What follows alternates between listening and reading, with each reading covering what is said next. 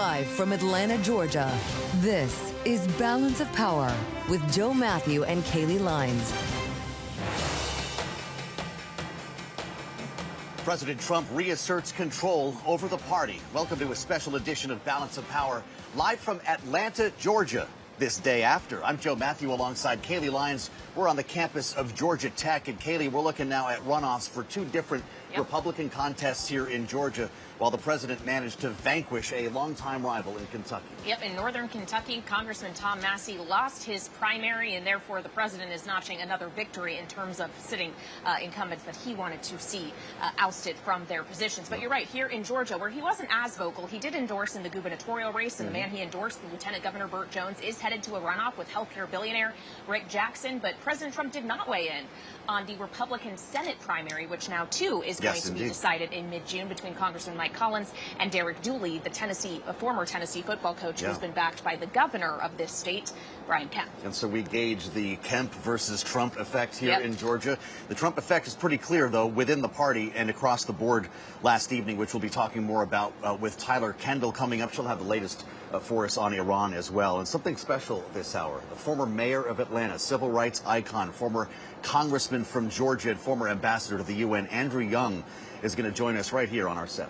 Yeah, we're really looking forward to that conversation, especially his thoughts on the Kailey ruling from the Supreme Court that gutted Section 2 of the Voting Rights Act and has paved the way for states like Georgia, at least in 2028, and others across the South to redraw congressional maps and get rid of majority-minority districts. So we're very much looking forward to that conversation. But we have to begin, as always, with a check on the markets, because it's a pretty big day for markets, too. NVIDIA earnings are on their way after the bell, so let's get a check now as we turn to Charlie Pellet up in New York. Hey, Charlie. Thank you very much, Kailey Leinz. And ahead of that report, NVIDIA shares are moving higher now. They're up by 1.8%. Developing story, OpenAI is said to be preparing an IPO at more than a $1 trillion valuation. That, according to a headline right now on the Bloomberg from the FT. OpenAI, according to the Journal, is preparing to file for that IPO in coming days or weeks. Stocks higher across the board right now. The S&P 500 index, however, off session highs, still up 60. That is a gain now of 0.8%, 74.14 where we stand on the S&P. Dow Industrials still below 50K. Right now, the Dow, though, up 495, up 1%. NASDAQ up 304, up by 1.2%. The NASDAQ 100 index up 1.3%. And the Russell 2000 index outperforming, up 2.1%. Our Mag 7 index up 0.9%. NVIDIA, of course, a part of that index, up now by 1.9%.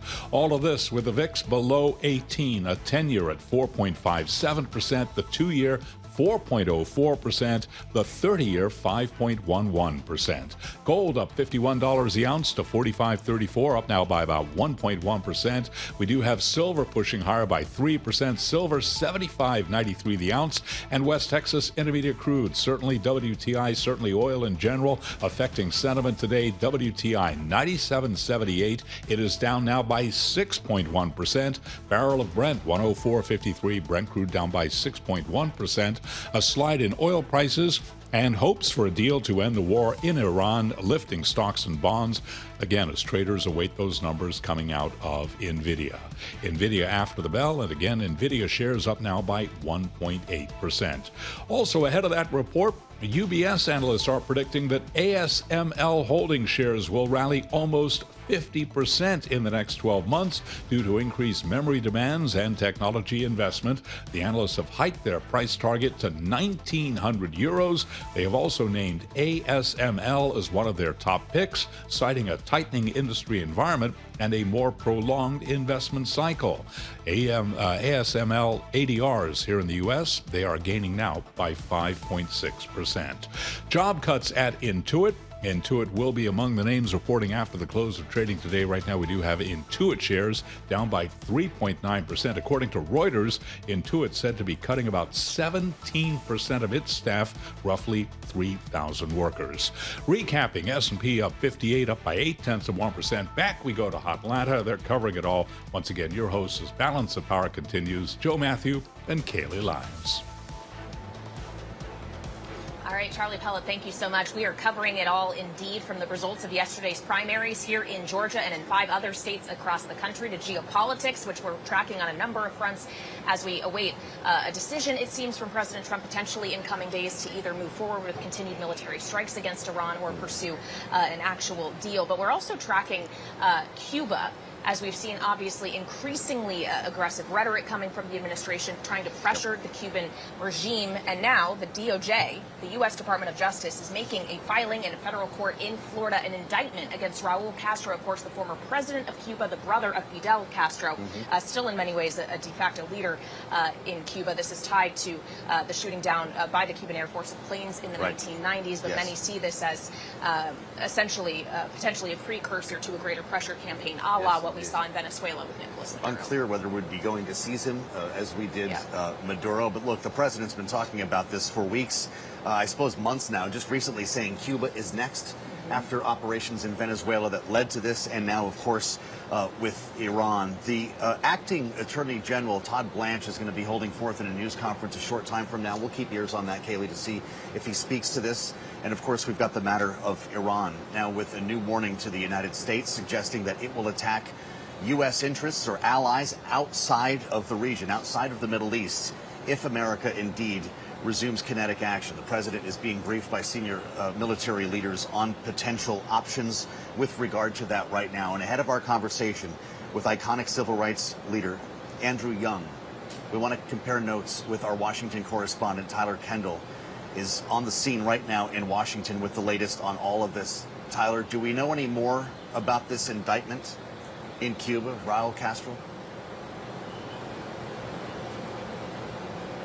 We are expecting additional information to come from the Department of Justice as they hold this event in Miami. But as you mentioned, it really does dovetail with what has been, at this point, months of pressure from the U.S. on the Cuban regime to capitulate to U.S. demands. We've seen really a strong economic sanctions list put on Cuban officials just earlier this week. Also, the potential threat when it comes to military action, and it appears that this indictment is going along with that. Earlier this week, the U.S. unveiling a sanctions regime against not just top Cuban officials, but also the country's spy agency. At this point, Cuba's energy sector has really taken a hit over what has been a blockade of oil ever since we saw the U.S. go after the Venezuelan regime and the capture of Nicolas Maduro. And that is really where we started to see President Trump's efforts and focus center on Cuba when it comes to his rhetoric and the changes that he wants to see in the country. Today marks Cuban Independence Day, and we did get this statement earlier today from President Trump where he said, in part, quote, "We look forward with confidence towards a new golden age for the island and its people." He also touted what has been a buildup of U.S. military assets surrounding Latin America, going on to say that the U.S., quote, "will not rest until the people of Cuba are free." We did get a response from Cuba's foreign minister, who hit back on some comments from the U.S. Secretary of State Marco Rubio earlier today, saying in part on a post on X that the Secretary of State, quote, "is repeating his deceitful script and trying to blame Cuba's government for the ruthless harm the U.S. government is causing the Cuban people." This is something that we are going to be watching very closely in the months ahead, as this administration has prioritized some serious change when it comes to how it is looking at foreign policy and the balance of the global order. Well, and that certainly is also on full display in the Middle East and Iran. Tyler, we've heard from President Trump on Iran a few times today, including in giving a commencement address at the Coast Guard Academy in Connecticut, saying the only question is, do we go in and finish it up, or are they going to be signing a document? Do we have any sense as to whether the White House thinks they're closer to option A or option B? Well, at this point, Kailey, President Trump appears to be keeping his options open. He did say that he felt that they were getting closer to a final deal in his words, as he maintains that diplomacy is still a viable option. Yet at the same time, we haven't seen the president take the threat of escalation off of the table. And it was interesting to also hear him today confirm reporting that so far the U.S. has seized at least 3 Iranian-linked oil tankers, as this White House maintains that the naval blockade is not going anywhere. That is part of what at this point has become a sticking point in these discussions, since the White House says that so far all of Iran's counter proposals have been insufficient, mainly because we haven't seen much of a discussion around potential curbs when it comes to Iran's nuclear program, though we know other differences remain, including how Iran views the naval blockade, how they want to retain some sense of control over the Strait of Hormuz once the conflict is ended. They want to see full financial relief and also payments in regards to war damages. At this point, the U.S. has said that it's not going to budge on these issues as we wait to glean any more details about what is happening privately, since so far publicly the two sides appear very far apart. And as we get to this threat from President Trump, on one hand he has said that he's not in a rush to make a deal with Iran. On the other hand, he has said that he's only giving Iran limited time to come to the table on a deal, amid reporting that he has been advised that perhaps limited strikes on the country could pressure Iran into making a deal. We did get a new threat from Iran today, vowing to hit targets outside of the Middle East if the U.S. or Israel attacks Iran again. That, of course, is raising some concerns and flags here about just how far this conflict could spread, because Joe and Kailey, earlier this week, we did see Iran take some action against regional allies, including the UAE seeing a power plant hit, and Saudi Arabia confirming that it had intercepted multiple drones that entered into its airspace.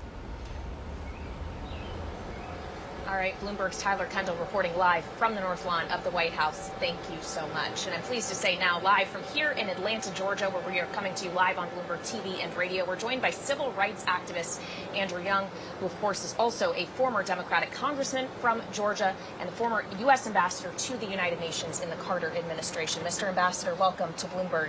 Thank you very much. It's so nice to be with you here in Atlanta, and we have much we want to discuss with you about domestic politics, but as ambassador, you too had to deal with the challenge of Cuba. You had some harsh words for the regime, and it now seems that the Trump administration is looking to pressure the Cuban regime further with the seeking now, the unsealing an indictment against Raúl Castro. What will it take to change the circumstances, the relationship between the U.S. and Cuba, but also the circumstances the Cuban people find themselves in? Well, I don't know, you know. In all my travels, I've been all over the Caribbean, but I've never been to Cuba. And I deliberately stayed away because I think Cuba's on its own, and we got enough troubles here. I'd rather us make America work for all Americans. And as that happens, we'll have a natural interchange. We do pretty good with Jamaica, with Trinidad, with Dominican Republic. We get along with our neighbors as long as we're not trying to run their business. And we have enough trouble right now, and we certainly do here in Georgia.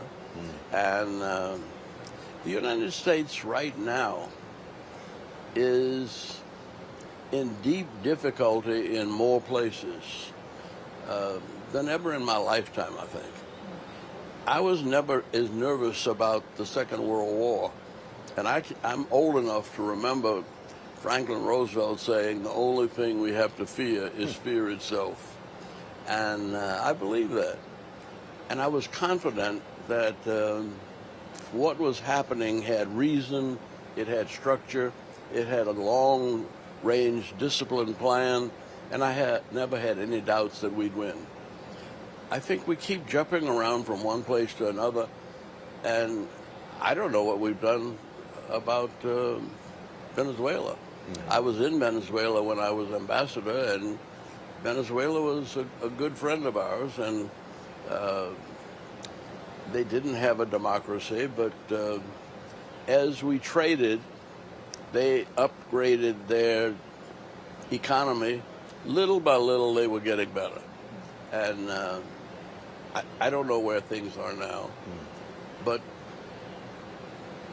this election was, well, I don't know what it was yet. And I think that it's a reaction to the jumping around of the present administration. This election, this primary election. Yeah. Well, I'd love to hear from you on the issues facing Georgia. I appreciate your weighing in on international affairs. We could ask you just about anything based on your resume, but with regard to Georgia and the rewriting of congressional maps, you had quite a quote, Ambassador. You said the Supreme Court can go to hell over the decision on Section 2. I mean that literally. I'm not talking about hell on earth. I'm talking about forever. Actual hell. I'm basically a preacher. And there is good and there is evil. Well, what's your message to Brian Kemp, who says it's time to rewrite Georgia?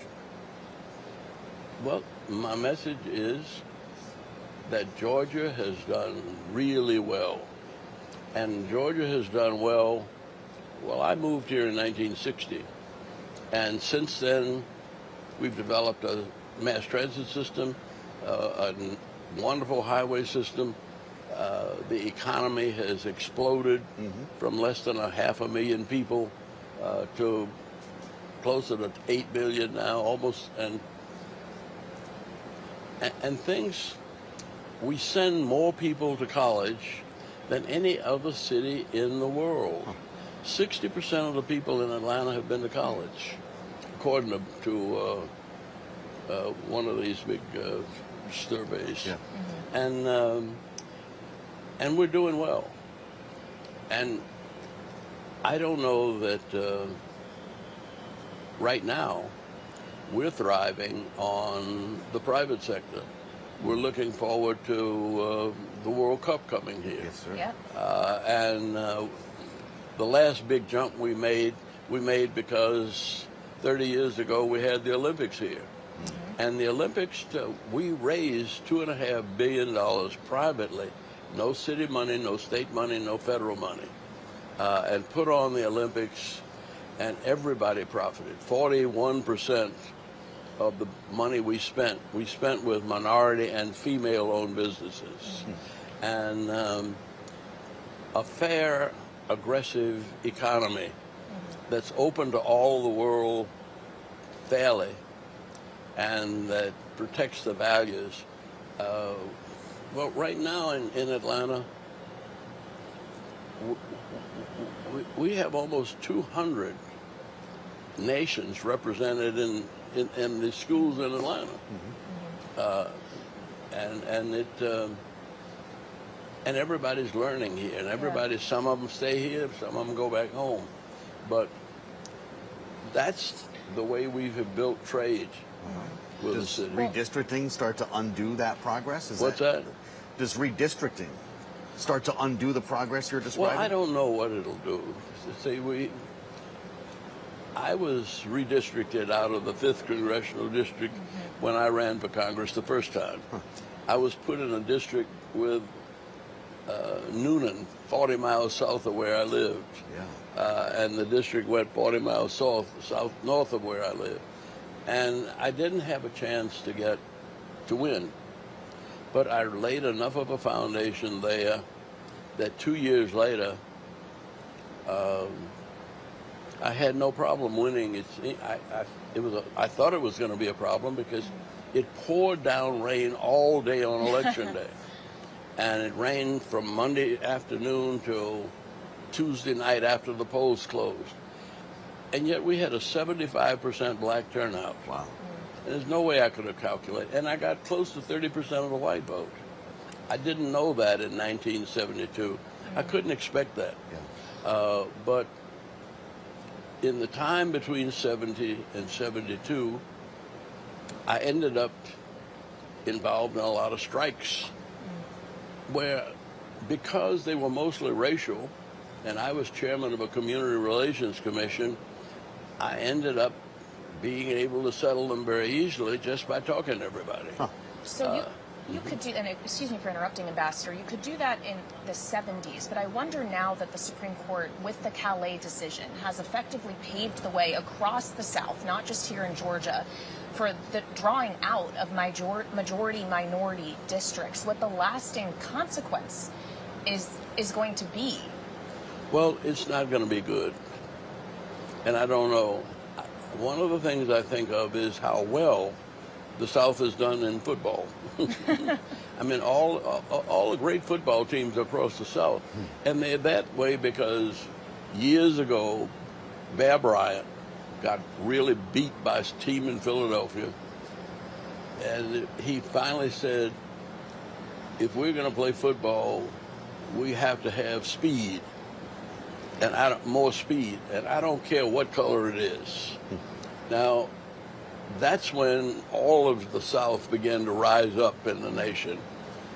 If you're going back to redistricting and moving black folk out of key positions, it's not going to be good. It's not going to be good for anybody. It's not going to. I mean, there are more rich white people.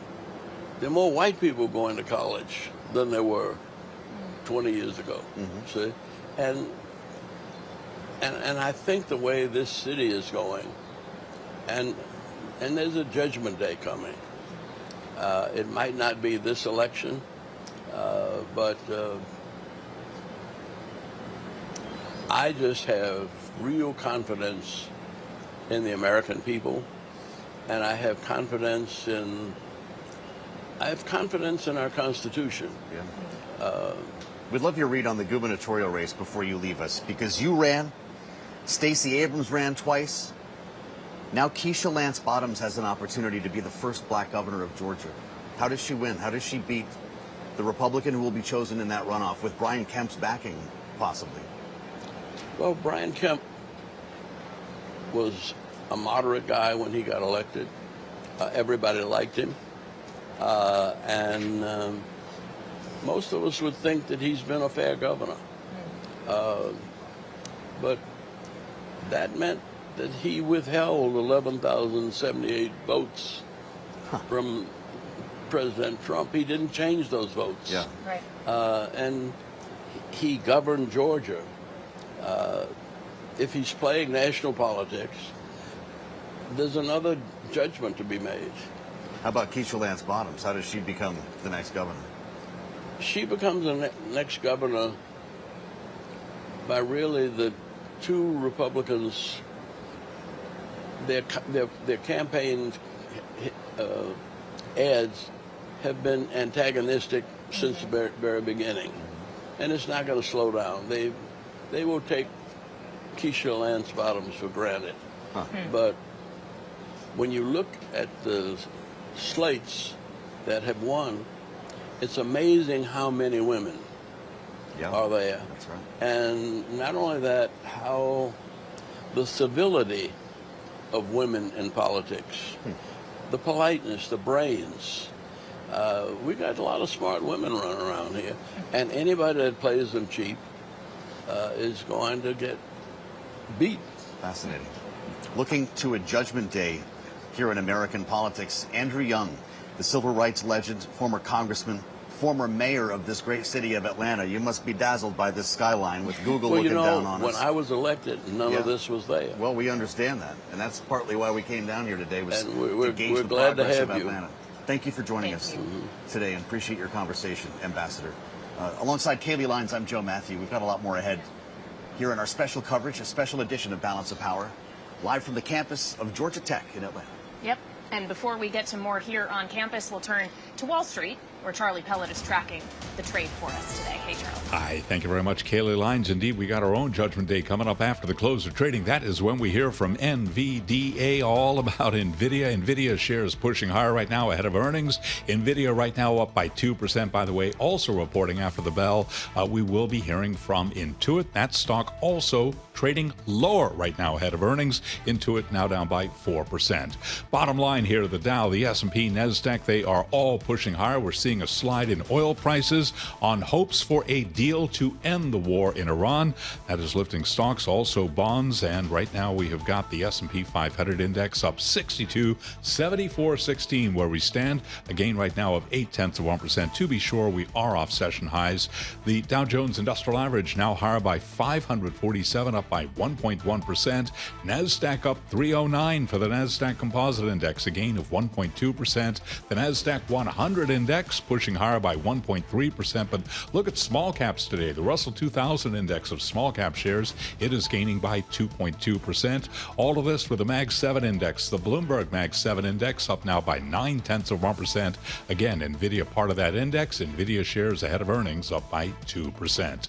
The VIX below 18, a 10-year 4.57%, the 2-year 4.04%, and the 30-year now at 5.11%. Gold is up 1.2%, 45.35 the ounce, while West Texas Intermediate crude slipping now by 6.5%, back below $100 a barrel. WTI 97.34, barrel of Brent, the global benchmark, just above 104 now. Barrel of Brent crude down by 6.3%. Bitcoin 77,430. Bitcoin up by 0.6%. OpenAI is preparing to file for an IPO in coming weeks. It's targeting a public debut sometime in the fall. The company is working with Goldman Sachs and Morgan Stanley to make a confidential IPO as soon as this Friday. According to the FT, this could be a $1 trillion IPO. Intuit cutting about 17% of its staff, 3,000 workers, that according to Reuters, citing an internal company memo. Meta Platforms is alerting thousands of employees that they are being laid off. All part of a previously announced restructuring aimed at reducing costs while the company invests heavily in AI. The company began notifying workers around the world this morning, starting with employees across Asia who got the note at 4 a.m. Singapore time. Meanwhile, the Irish Times says Meta is planning to cut 20% of its Irish workforce, or as many as 350 jobs. Dublin serves as Meta's European headquarters. Shares of Meta Platforms, they're up 0.3%. Intuit, by the way, ahead of earnings, down now by 3.9%. So again, recapping here, we are looking at an update for the Dow, the S&P, and NASDAQ. The S&P 500 index at 74.15, up by about 0.8%. The Dow Jones Industrial Average up 538 on the Dow. That is a gain now of 1.1%. The NASDAQ Composite Index up 308, higher by 1.2%. And the Russell 2000 Index higher by 2.2%. Looking at the 10-year, 4.57%, with the 2-year 4.04%, the 30-year currently at 5.11%. All of this as crude oil continues to decline. Right now, West Texas Intermediate down 6.2%. Back we go to Atlanta. Once again, your hosts, Joe Mathieu and Kailey Leinz. All right, Charlie Pellet checking the markets for us comprehensively. Thank you so much. I am indeed Kailey Leinz alongside Joe Mathieu here on Bloomberg TV and radio, where we are broadcasting to you live from the campus of Georgia Tech on this day after the primaries here in Georgia. It, of course, is a story that we're following. What we've heard frequently in our 3 days here in Atlanta has been that there are a few things on the mind of voters as they headed to the polls yesterday. One, of course, being the economy, but more specifically higher gas prices emanating from the conflict in the Middle East, the closure of the Strait of Hormuz, and an unclear outcome when it comes to Iran, which the president is still keeping us guessing about today. Frankly, he suggests that we could see a deal, or we could see the U.S. military going back in to strike certain targets. And we've seen this part of the movie before with the conflicting signals, which in itself may be a strategy if you talk to the president's supporters.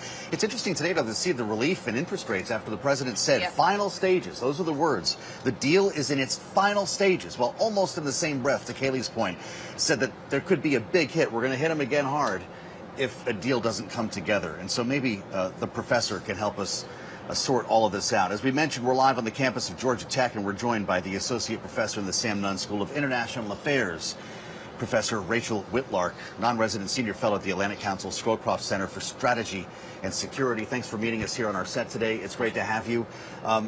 These mixed signals might have a certain impact in the president's view, but it's certainly keeping the market confused. Are we closer or further away from a deal?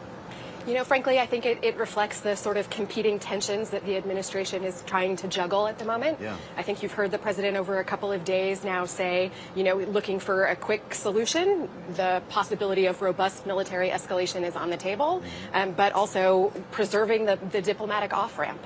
And I think those competing tensions reflect the larger cacophony of noise, as you were saying, the domestic concerns, the congressional concerns, the allied concerns. There's a lot going on here. here. And I think the duality reflects that we don't really know yet how this is going to conclude or where it's even going to go next. And so that is reflected in this tension. Yeah. Well, we know the conclusion President Trump wants. He says he wants to guarantee that Iran can never have a nuclear weapon. Can you reach that conclusion via kinetic military action, or can you only actually get to that point with diplomacy and a negotiated deal? Kailey, you've gone right to the heart of the issue here. It is incredibly difficult to use military force to destroy permanently a country's ability to acquire nuclear weapons.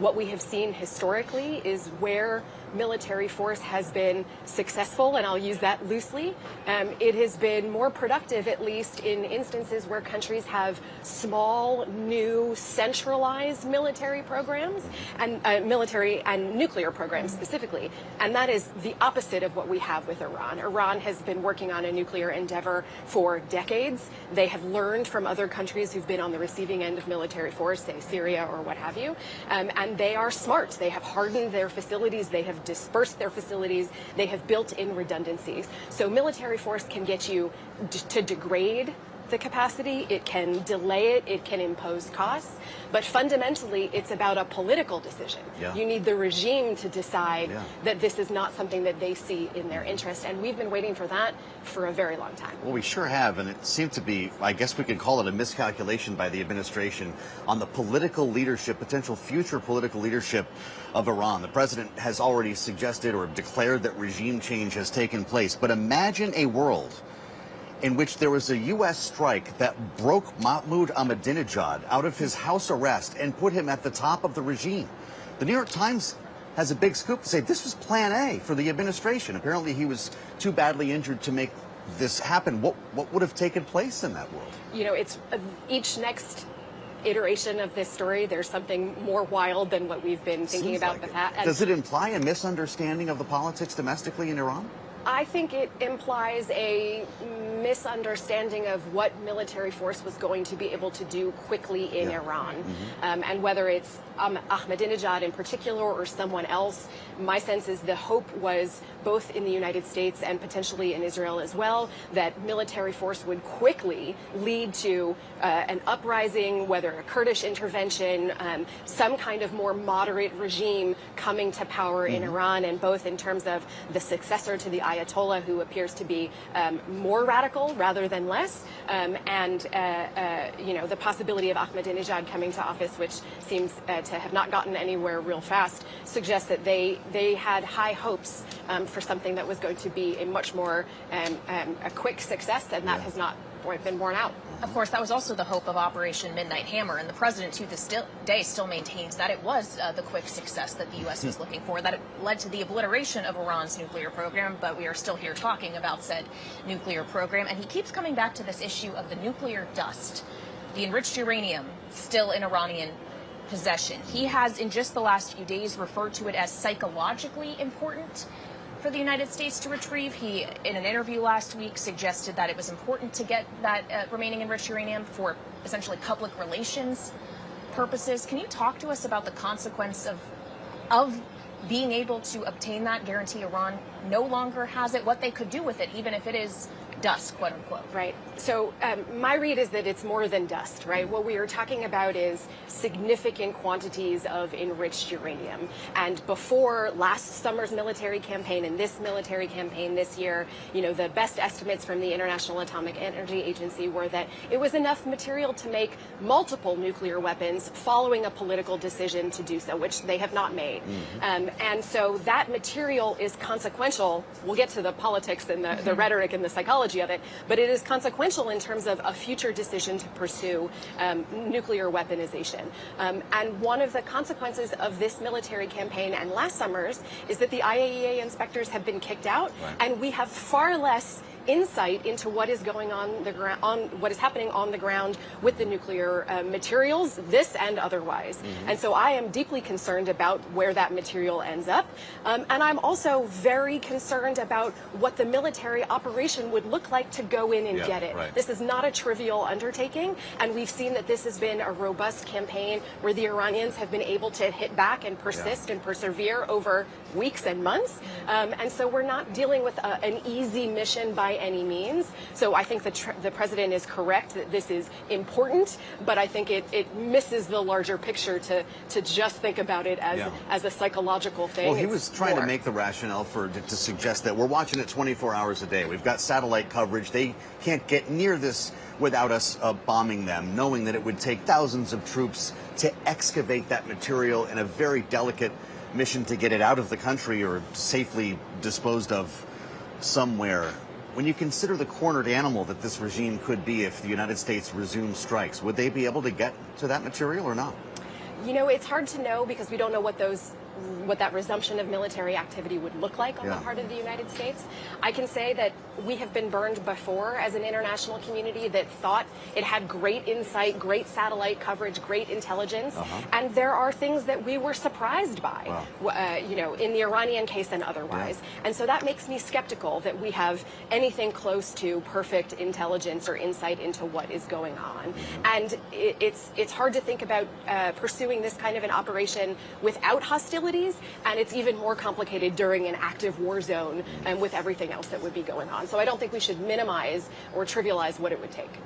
Well, so I want to get back to the idea of monitoring that Joe was talking about. The U.S. military via satellites is able to keep an eye on what Iran is doing. If we eventually, and it is an if, get to some kind of negotiated agreement with Iran where they have said that they will stand by a moratorium of X period of years on enrichment. How can that be guaranteed if you don't have the IAEA in there with inspectors actually being able to directly monitor up close and personal that activity? I think the short answer is you can't. I think, to my mind, what I would hope is that any agreement, any negotiated solution that comes out of this experience involves the IAEA and deep and intrusive inspections. Not for nothing, the previous Iran deal that the Obama administration had negotiated had included what I think the nuclear community had perceived to be the most intrusive inspections regime the world had ever seen. I hope we can get somewhere close back to that in order to be able to have the on-the-ground monitoring that I think is nothing short of necessary. What would be the psychological impact of the next big hit, as the president says? He's threatened power plants, desalination plants, infrastructure that civilians share with the military. If he actually followed through with that, knocked the lights out, and killed a bunch of people, does it bring us closer to a deal, or does it get the regime into more of a war footing? You know, it's a really hard question, and I think one thing we can say so far is that the regime and the population have demonstrated themselves to be terribly resolved, right? They are not going quietly. They have not folded, right? We haven't seen... And the people have not risen up? The people have not risen up, despite any kind of projections about what that would look like from the U.S. Or the Israelis. So I'm personally skeptical that that is what we would see.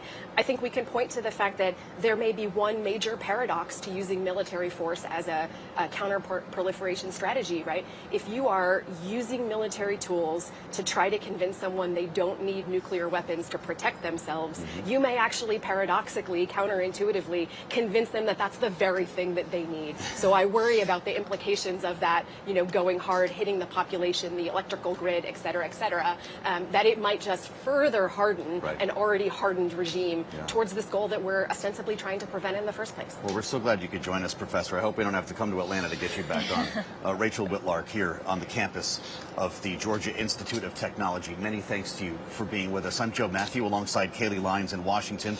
And we do have breaking news. As we told you was likely coming, the indictment is now official. Kailey, the United States is charging Cuba's Raúl Castro with murder in a 1996 incident involving a downed aircraft. The acting Attorney General, Todd Blanche, is holding a news conference right now at Miami's Freedom Tower, rolling out the details of this indictment. We've got Miles Miller with us right now with a live report. Miles, what do we know? Just going through the indictment here, what we know is that this all relates to the 1996 shoot down of what was really a civilian airplane, right? The Brothers to the Rescue group, a Miami, sort of an exile group from Cuba that was flying a mission here. The attack happened nearly 30 years ago, but the poignancy of this announcement today is significant. Obviously, as you know, the United States has been trying to put pressure on the current regime in order to figure out ways to get the private sector there flowing, but also to get oil flowing there as well. They are having this indictment announcement today at Freedom Tower in Miami, which was the very place where so many Cuban refugees were processed here in this country. But as you go through sort of some of the charges here, we're talking about conspiracy to kill U.S. nationals, destruction of an aircraft, and murder. And he's not the only one, Raúl Castro, that's being charged here, including a former Cuban military official, also charged, the pilot of the fighter jet that actually fired from that plane, charged as well. And this announcement coming from the acting attorney general, as well as the second in command at the FBI. What does this tell you? It tells you that this is something that President Trump has been pushing for quite some time. And it really sort of harkens back to some of the issues that have been going on with U.S.-Cuba relations for decades. These families have been pushing for criminal charges in this case for almost 30 years. And you knew that there was a ramp up to this, especially when the CIA director made his way to Cuba just weeks ago.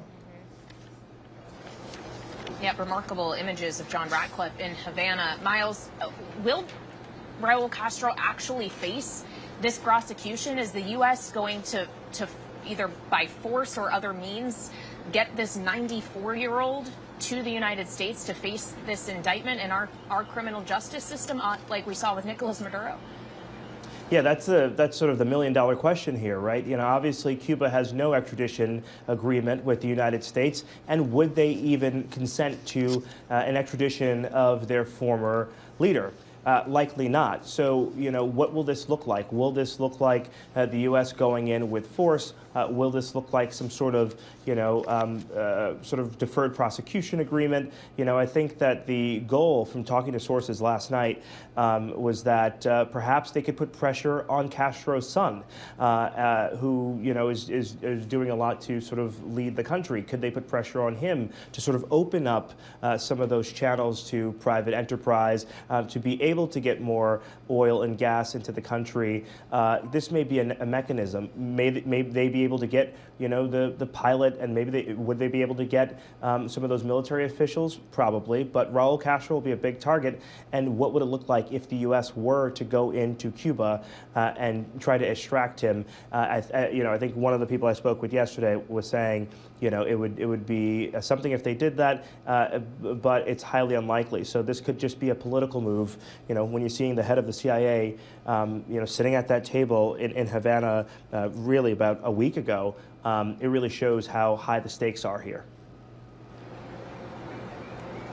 All right, Bloomberg's Miles Miller reporting live from Miami, where this indictment was just unsealed. Thank you so much. Again, the Acting Attorney General Todd Blanche detailing this indictment as the U.S. And the DOJ has charged Raúl Castro of Cuba with murder tied to that 1996 incident. Just one of the many headlines that we have been dealing with this hour. I would also mention we just saw in the U.S. House of Representatives back in Washington the passage in the House of a housing bill, the amended Road to Housing Act that the House took up after passage of the Senate, made some tweaks to. They will now send it back to the Senate. But this is, of course, in the aftermath of President Trump pushing for housing affordability legislation, trying to address an issue on the minds of many in these midterm elections. And that was certainly likely the case here in Georgia and elsewhere in primaries yesterday. That's for sure. And trying to eliminate the institutional presence in the single-family home market, hopefully in an effort to unlock sales here. But of course, this is a very stubborn housing market, and we've got interest rates that are not making things easier most recently. But look, we talked to a lot of lawmakers on this program, Kailey, and this was seen by many as the last bastion of bipartisan action in Washington. It was not so much D's and R's arguing as it was the House arguing with the Senate. Maybe we've gotten around that now. Yeah, I guess we'll see what the Senate does with this amended enacted legislation. But as we consider this wider housing and affordability issue, I'm pleased to say joining us here on the campus of Georgia Tech is someone who usually resides in Bloomberg's Atlanta bureau. Michael Sasso is an economics professor for us here at Bloomberg and is joining us now on Bloomberg TV and radio. Michael, good to see you here in Atlanta. When we consider this housing question, and we know that this is an issue across the country, but what makes Georgia, what makes the United States South different from the rest of the U.S. in that regard? Well, you just mentioned the institutional investors, and that's a huge issue here. Yep. I mean, nationally, I think the industry, the single-family home rental industry, has said it only controls about 3% of the rental homes around the country. So that kind of mitigates the impact, or that's what they're trying to get across. But here in Atlanta, the Metro Atlanta has around 30% of its rental housing stock is controlled by institutional investors. Wow. So so for the people who want to see some kind of restrictions, that's what they point to. Yeah. There's likely to be a much bigger impact in a place like Atlanta than there is maybe in Topeka or wherever. Well, 30% is a big number. If this became law and those firms were forced to sell all of those homes, what would it mean for prices here in Atlanta? Well, I'm not clear. Last I'd heard, I think they were trying to unfang. I'm not sure where the latest. I think particularly when it comes to build to rent. Right. And I think a lot of the industry has shifted. Frankly, a lot of the homes have gotten so expensive, and there's not a lot of movement. Right. So a lot of the companies have shifted to build to rent. So I think some of them, I'm not sure they're completely okay with cracking down on institutional ownership purchases, but they're a lot more okay with it than were this 2 years ago when the market was insane. Sure. Well, and obviously, when we consider market dynamics, you still have the stubborn fact that interest rates and mortgage rates are still a whole lot higher than they were, say, 5 or 6 years ago, and therefore people who are locked in at those lower rates are not eager to be moving at this point when we consider these wider supply challenges that all of this feeds into, and there's no sign that is going to improve anytime soon. No. What I've seen some Mortgage Bankers Association projections that we could be at 6.3% mortgage rates through end of 2027 or so.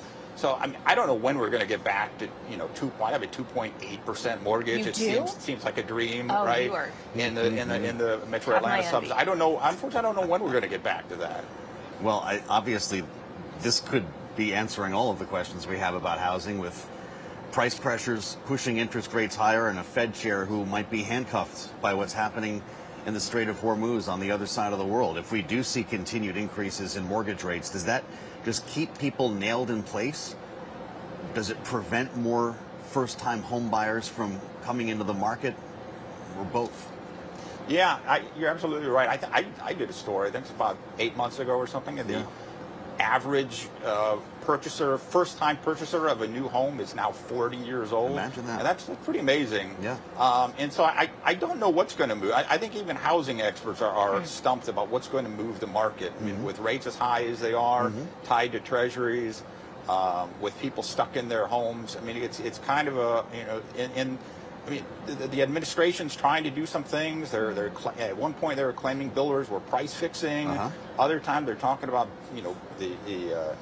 buying mortgage-backed securities. All of these seemingly have a fairly limited impact. Right. There's not a lot of much they can do to really move the needle on this. Well, and finally, Michael, we were joined at the top of the hour by Andrew Young, of course, civil rights activist, but also former mayor of Atlanta decades ago, when he was describing to us the city that was very different. He said the skyline behind us here didn't exist when he was mayor. It's a city that has grown very much so, and we've seen a lot of population growth in cities throughout the South, not just happening naturally, but because people are choosing to move here. Can you talk us through that dynamic here in Georgia and in the region more largely? Yeah. I did a story a couple, 2 or 3 years ago. It was, the number of just a huge surge of people moving into the region. Some of that has frankly slowed, particularly some of the big cities in the South: Atlanta, Miami, Tampa, Orlando, Dallas. Some of them are even seeing what they call net domestic out-migration. It's a fancy word for domestic folks who live here are choosing to move out. Yeah. And when you just look at that domestic population, this is really unusual for some of these markets. They're seeing more domestic out-migration than in-migration for the first time in a while. And so that's a big change in the market. And we'll have to see if it sticks. Maybe a duck can fix it. That might sound strange, but we're actually going to be joined by a duck next. Is that why you came to see us from the Bloomberg Bureau? Well, I heard in the green room that talked about ducks, but I thought like little fake ducks. No, we got a big, real duck. I was excited to see this skyline we're talking about, I see Google looming. Aflac's another one. They're going to join us next here at our set on the campus of Georgia Tech with the Aflac duck. This is not AI. It's not digital. It's real. How did we get into this? We're going to have to talk to management about that. No, this is going to be fascinating. Hold on for this. We're going to talk AI. We're going to talk about the customer experience and exactly what AI is doing for this fascinating company here. Live from Atlanta, alongside Kailey, Leinz, I'm Joe Mathieu. First, we want to update the markets, and for that we turn to Charlie Pellet, live from World Headquarters in New York. Hey, Charlie, how's it going? Hello there, Joe Mathieu. We got it all, from ducks to bulls, bears. I got you covered on Wall Street with the Dow, the S&P, NASDAQ. They are all advancing right now, solidly in the green. S&P 500 index 74.18, up now by 65 points. That is a gain right now of just about 0.9%. Dow Industrials up 580 now, higher by 1.2%. The NASDAQ Composite Index up 328, NASDAQ higher by 1.3%. A slide in oil, lifting stocks and bonds on hopes for a deal to end the war with Iran. Also, a lot of optimism about Nvidia coming up after the close of trading. Nvidia higher now by 1.7%. Broader tech rally underway. NASDAQ up 330 now, up by about 1.3%. S&P up 65, up 0.9%. Dow Industrials up 587 on the Dow. That is a gain of 1.2%.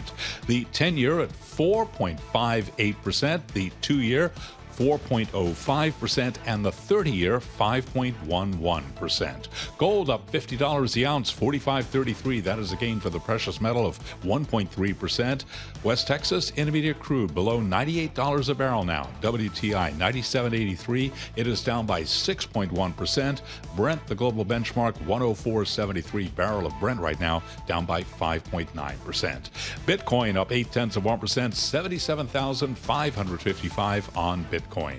Beyond Wall Street, the U.S. has charged former Cuban President Raúl Castro with murder relating to the 1996 downing of 2 civilian aircraft operated by Brothers to the Rescue. Those charges announced moments ago by Acting Attorney General Todd Blanche. S&P up 0.9. That is a Bloomberg Business Flash. Hang here alone. Yeah. Wow. He might get involved with you. All right, Charlie Pellet, thank you, sir. I wasn't kidding around. If you're with us on Bloomberg TV, you now know that I was not making this up. And, well, if you're on YouTube, the same. Dial us up, Bloomberg Business News Live on YouTube. Kailey, it's never happened before on Balance of Power that we've been joined by a duck. We got to go wide on this here, right? Now, it's not just a duck. This is Aflac, the duck. That's his name. He's looking right into my eyes. Yeah. The namesake of the great insurance company based here in Atlanta. Look at that close-up, man. You were born to be on TV, my friend. And Keith Farley is with us as well, the Senior Vice President with Aflac. Do you guys travel together usually? We do. When I found out there would be 2 of you, I figured there should be 2 of us. This is our power panel. I talked about the Peachtree panel, and I think we found it. Are you feeling okay? We're going to... No, okay, that just means he's excited. I'm excited as well, yeah. That's like a wave. I think this is already getting better. So, we'll have questions for the duck, Keith, but the whole concept here is AI. We've been hearing about it all week. We're on the campus of Georgia Tech, of course, where they're doing amazing work. We're about to hear from NVIDIA after the bell. And companies like yours are trying to seize on this new technology to try to make the customer experience better. This is a real duck, by the way. It's not AI. No AI here. How are you using AI to make the business work more smoothly? Yeah, so I would say while the duck is an AI and it's real, we do look at how we can use AI to improve our customer experience. And for us, what we do is we try to strike a balance between what is truly authentic and human. And we think about the business we do. We're the #1 provider of cancer insurance in the U.S. and Japan. When someone's been diagnosed with a disease like cancer, they don't want to talk to an AI. They want to talk to a real person on the other end. So what we try to do is figure out what things could we do to free up time for that human so that they can have more conversation with the people, while things in the back end, like maybe the after call notes or the change of address and some of those more rote things, can be done by the AI. We try to remind our employees that the first A in AI is artificial. And when you've been diagnosed with a disease like cancer, or you've broken a leg or had a heart attack or a stroke, sometimes you want another A, and that's the authenticity. How about that? Well, so when we consider the ways in which you still need humans for a lot of this, and the idea that artificial intelligence can at the very least improve some things that don't require that kind of compassion, if you will, can it at the very least result in faster claim processing, people hearing back, getting their payout sooner? Yeah, it frees up time. So if you think about when a claim comes in, we can have AI take a look at it and highlight and call out all the things that happened and give a quick summary. Then the employee can go in there and make the decision, hey, what's going to be covered and what's not. But it really helps in terms of ingesting the claims, bringing them in faster, to give that faster experience from a claim standpoint. Really interesting. As this technology accelerates, do you have a division at Aflac that's experimenting with different models? How do you know when it's time to implement something? Yeah, so I'd say for the last 2 years, it's really been pushed from the top down. Yeah. There's been a lot of interest, and so we don't have a specific division other than maybe IT, but really from a business standpoint, we've said that every employee should lean into AI and figure out how can it make your job easier, better, and faster, all in the name of providing for that customer. Well, and when we consider your customers and the kind of activity that you are seeing, does it tell you anything about the economy? As obviously there is a lot of economic anxiety that stems from artificial intelligence and whether or not we're going to see material job displacement, but there's other factors in this economy, higher price pressures and the like. How does that translate into the insurance business? Yeah, I think for us and the type of insurance we do, because we provide coverage that, you know, if you get sick or hurt, we're going to provide extra financial coverage. So in these challenging financial times, we see Aflac as a perfect fit for everyone, because the last thing you need here is an unexpected event. Yeah. We've got a minute. Is the duck insured? The duck is heavily insured. He has all of our Aflac policies. He's the only animal in the world that we're allowing to have these policies. Other than that, it's just Americans and Japanese. This is amazing. I mean, I can't get over how well behaved. What's the duck? What's Aflac's handler's name? Thea and Karen. You guys are amazing. I can't believe this. He's been on TV a time or two before. So how old is Aflac? He's used. Aflac as a company was started in 1955. And Aflac the duck? The duck didn't come out until 2000. So January 1st, 2000. All right. This has been amazing. I feel like we've had a good panel with the two of you here. I appreciate your weighing in, Aflac. We learned a lot from you today as well. You're always welcome here on Bloomberg. I think we made a new friend. Yeah, we're going to have you both back. Keith, thank you. Keith Farley. I don't know if we've worn out our welcome. We're going to go hang out with the duck here. Hey, Matt, we did it. Matt Shirley, thank you for introducing us to Aflac. Alongside Kailey, Leinz, I'm Joe Mathieu. We're live in Atlanta. We'll meet you on the late edition of Balance of Power at 5 p.m. Eastern. How do we top this? On Bloomberg TV and radio.